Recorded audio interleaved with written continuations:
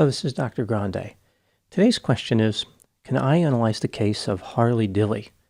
Just a reminder, I'm not diagnosing anybody in this video, only speculating about what could be happening in a situation like this. If you enjoyed this video, please like it, subscribe to my channel, and consider supporting me on Patreon. I'll put the link to Patreon in the description for this video. First, I'll look at the background of this case, move to the timeline of the incident, then offer my analysis. Harley Dilly was born on August 12, 2005, in Fremont, Ohio. He lived with his parents, Marcus and Heather, in Port Clinton, Ohio.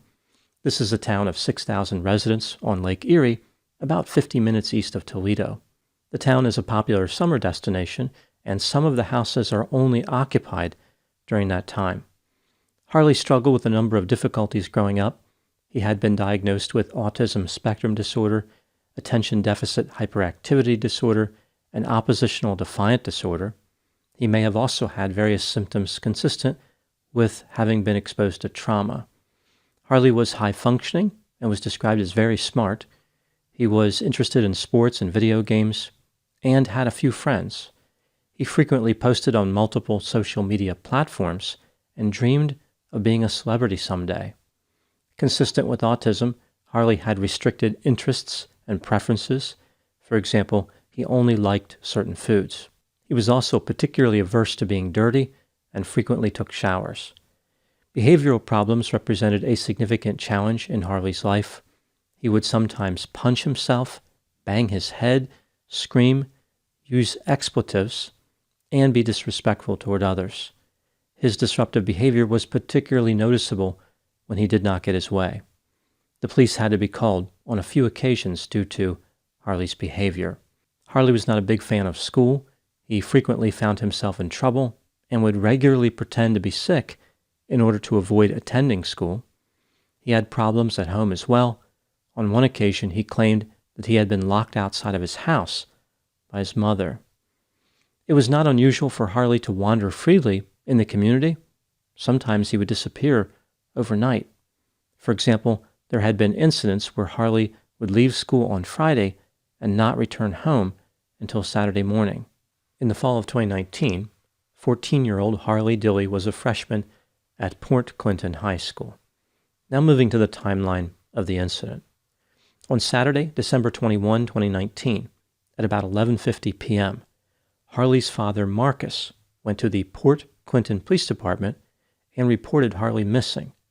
He told the police that Harley had broken his phone on December 17 and was demanding to get a new one. Harley became angry when he was informed that he would have to earn his new phone. This may have prompted Harley to run away. Marcus explained to the police that he was reporting his son missing simply because of the amount of time that had passed without seeing Harley, rather than any specific danger of which he was aware. Harley had been missing for about 40 hours. The police initiated an investigation. Harley's mother, Heather, had last seen her son on Friday morning. Harley had approached her at about 6:50 a.m., stating that he wasn't feeling well and did not want to go to school. Heather responded by telling him to get his blank to school. One of Harley's friends told the police that he saw Harley Friday after school. Harley was wearing a red coat, gray sweatpants, and black tennis shoes. Several other people had seen Harley in the days leading up to his disappearance as well, but nobody knew where he was. The police reviewed many hours of surveillance video from the area. Harley was captured on camera on Friday, December 20, 2019, at 6:08 a.m., crossing the street in front of his house and walking west. This was the direction of his high school. The authorities searched large areas of land and water using helicopters, drones, dive teams, and canines. They were unable to find any sign of Harley. It was like he had just disappeared off the face of the earth. In January of 2020, the police realized that they had never searched the inside of a 2-story house located at 507 Fulton Street. This house was only about 200 feet across 5th Street from Harley's house. It had been constructed in 1850 and was owned by a couple who lived an hour east in the town of Avon, Ohio. The house had been in their family for a long time and was being renovated. No one had lived there in a few years. The electricity was on in the house, but the water was off. The police had been in the yard of this house many times as they were searching for Harley, but they didn't see any sign of forced entry, and the cadaver dogs didn't alert to anything. They didn't have any reason to believe that Harley could have made entry into that house, but now they were running out of options, so they decided to take a look inside. They contacted the homeowners, who granted them permission to search the house and gave them the house keys. On January 13, 2020, the police entered the house through the rear door. On the second floor, they found clothing that matched the description of what Harley had been wearing the day he disappeared. The authorities obtained a search warrant before continuing to search the house. Here's what they discovered during their thorough search of the house. It was clear the house had been undergoing renovation. The police found items like hand tools, paint, paintbrushes, gloves, and wash rags. The first floor of the house had 6 rooms, and the second floor had 3 rooms. On the second floor, the police found a pile of clothing on the floor just inside a bedroom. There was an Old Navy brand maroon coat, a Cleveland Browns jersey, and a Nike brand black and red sweatshirt. All 3 items had a rust-colored substance on the outside. About 2 feet from the pile of clothing, there was a metal vent cover, which appeared to match a 6-inch vent hole in the wall about 6 feet above the floor. It looked as though a wood-burning stove may have been installed there at one time. Another metal vent cover was found 5 feet away from the clothing. It corresponded to another 6-inch vent hole, which was in the storage room. Directly below this vent hole, there was a pair of eyeglasses. They were covered in a thin layer of dust and debris. An officer put his arm through one of the vent holes and could feel what appeared to be a human head. The police disassembled the walls that contained the vent holes, discovered a brick chimney, then disassembled the chimney. Inside was the body of Harley Dilly. His body was upright, so his head was positioned toward the roof and his feet were on the floor of the chimney. Harley was facing the storage room and his knees were slightly bent. Both his arms were above his head. His right arm was bent with his hand near his back. His left arm was bent with his hand near his chest. He was wearing a pair of boxer-style underwear and nothing else. After removing his body from the chimney, items were found on the floor of the chimney. There were 2 socks, 2 shoes, a pair of sweatpants, and a flashlight. Here's what the police believe happened to Harley Dilly. Not long after he left the house on Friday, December 20, 2019, Harley climbed up the television antenna, which was mounted on the northwest corner of the house at 507 Fulton Street. He then climbed feet first into the chimney, which was near the center of the roof. The interior of this chimney measured 9 inches by 13 inches, which was barely big enough for Harley. He probably believed that he could access the interior of the house through the fireplace, but Harley was missing a crucial piece of information. The house did not have a fireplace. The chimney only extended to the bottom of the second floor. There was no way to get out of the chimney other than the way he entered. Harley soon realized that he was in a bad situation. He pushed his clothing through one of the vent holes and threw his eyeglasses out of the other. It appeared as though he was trying to get rid of everything that was restricting him as he was struggling to escape. After a few hours of being trapped, Harley suffocated. His cause of death was listed as compressive asphyxiation. Harley was dead before his parents even had an opportunity to notice that he was missing. Out of respect for Harley's parents, the chimney he died in was removed with the help of the city of Port Clinton. Now moving to my analysis. Here are my thoughts on a few areas that stood out to me in this case. Item number 1.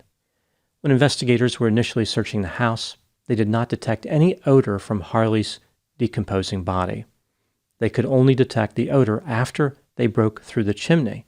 If they had decided not to search this house, it could have been years before Harley's body was found.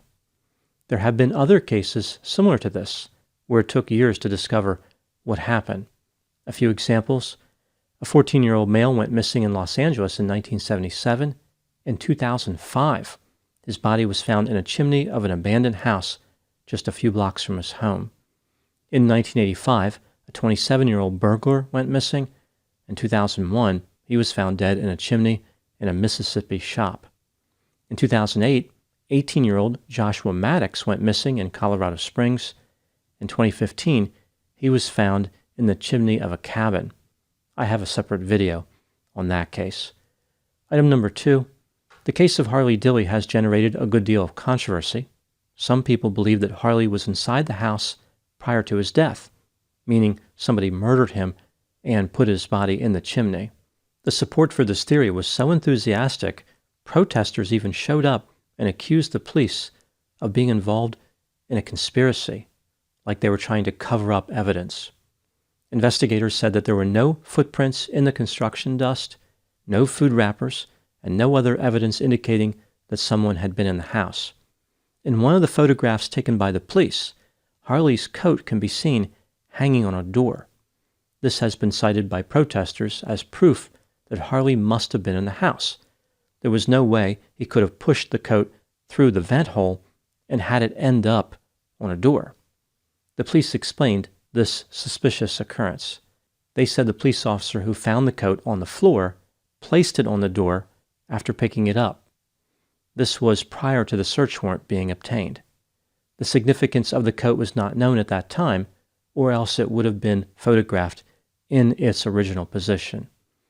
I think this demonstrates how one perceived inconsistency in an investigation can fuel a conspiracy theory. Item number 3, in addition to the police, Harley's parents have been criticized. Some people wondered if they were not somehow involved with Harley's disappearance, even though they fully cooperated with the police and were cleared of any involvement even before Harley's body was found. Here are a few of the criticisms that people have of Harley's parents. Harley had complained that his mother locked him outside on one occasion. When Harley broke his phone, his parents did not give him a replacement, even though not having a phone can create a safety issue. When Harley did not show up for school on Friday, December 20, 2019, the school tried to contact Heather, but she did not answer her phone. They tried to leave a voicemail, but it was full. Heather should have seen the missed call on her phone. Why didn't she investigate further? Harley's parents went to bed on Friday, December 20, knowing that Harley was not home, and it took them about 40 hours to report their son missing. It just didn't seem like Harley's parents took his disappearance seriously, at least not in the beginning. Despite these criticisms, I do not believe Harley's parents were involved in any way. This, of course, doesn't mean that they were going to be nominated for the Parents of the Year award or anything. One could make a good argument that there were some problems in the household that negatively affected Harley. Now moving to my final item, number 4. What do I think happened in this case? This is just a theory, my opinion. Harley Dilly was plagued by mood and behavioral problems. He was resistant to authority and wanted to do things his own way. On December 20, 2019, he was not willing to go to school one way or the other. He walked across the street from his house and climbed up the TV antenna on the house at 507 Fulton Street with the intent of committing burglary through the chimney. He did not understand chimney design and thought he could make entry into the house by climbing down the chimney like Santa Claus. He would have had trouble doing this even if the chimney had not been blocked at the second floor, because most chimneys narrow and bend before reaching the firebox. Harley would have been stuck on the smoke shelf right below the smoke chamber. In the case of this house, Harley's trip stopped when he hit the bottom of the second floor. On his way down, he experienced a lot of friction from the bricks. The clothing on top of his body could have been removed in 3 different ways. He removed the items before climbing in the chimney. They were pulled off as he slid down the chimney, or he removed the clothing after reaching the bottom. Maybe it was some combination of all these causes. As far as his shoes, socks, and sweatpants, he removed those by moving his legs and feet after he was already stuck in the chimney. Harley struggled for hours to climb back out of the chimney, but he was hopelessly trapped. Inadvertently sealed in his own tomb, he suffered horribly as he suffocated. Even if he had not been in a position that restricted his breathing, he still would have died. because he was not found until 3.5 weeks later. Now moving to my final thoughts. Some of the cases I've covered reveal obvious dangers that everyone should avoid, like serial killers, excessive drug use, infidelity, and overpaid Hollywood actors. Other cases involve dangers that very few people will ever experience because they are protected by common sense and reasonable fear. Unfortunately, mental health symptoms can lead people to take chances which are so great they find a way to die under relatively safe circumstances. Harley's case has not generated a lot of sympathy for him because he was committing a burglary when he died, but I think his behavior probably stemmed from mental health symptoms. His case should not inspire conspiracy theories or a fear of chimneys, rather compassion for people with mental disorders. Those are my thoughts in the case of Harley Dilly. Please put any opinions and thoughts in the comment section. They always generate an interesting dialogue. As always, I hope you found my analysis of this topic to be informative. Thanks for watching.